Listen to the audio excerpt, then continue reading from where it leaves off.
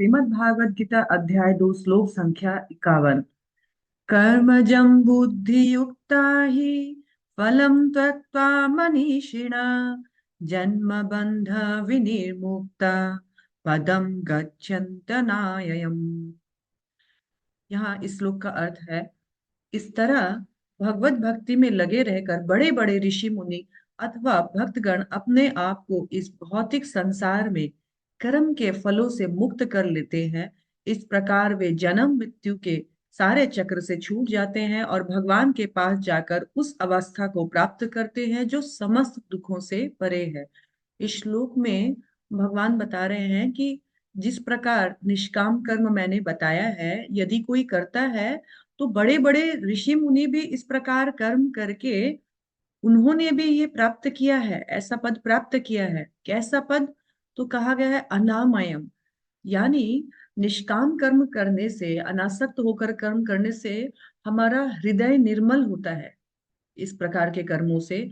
और जब हमारा हार्ट प्यूरिफाई होता है तो हमें ये बातें समझ में आती है आत्म साक्षात्कार की, मैं कौन हूँ, आत्मा क्या है।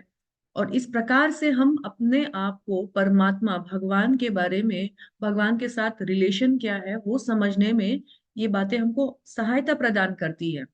जब हम आत्मा और भगवान के संबंध में अपने आप को सोच समझ विचार कर सकते हैं, तब जाकर के हम पाप और पुण्य कर्मों से ऊपर उठने की बातें सोच सकते हैं। और इसी प्रकार से फिर हम भगवान की शरण में जाने का प्रयास करते हैं।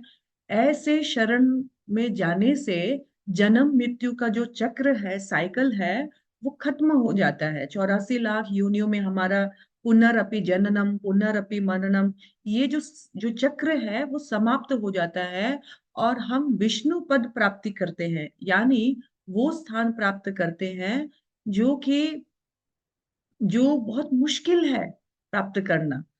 वैकुंठ, वैकुंठ मतलब वो स्थान जो कुंठा से परे है।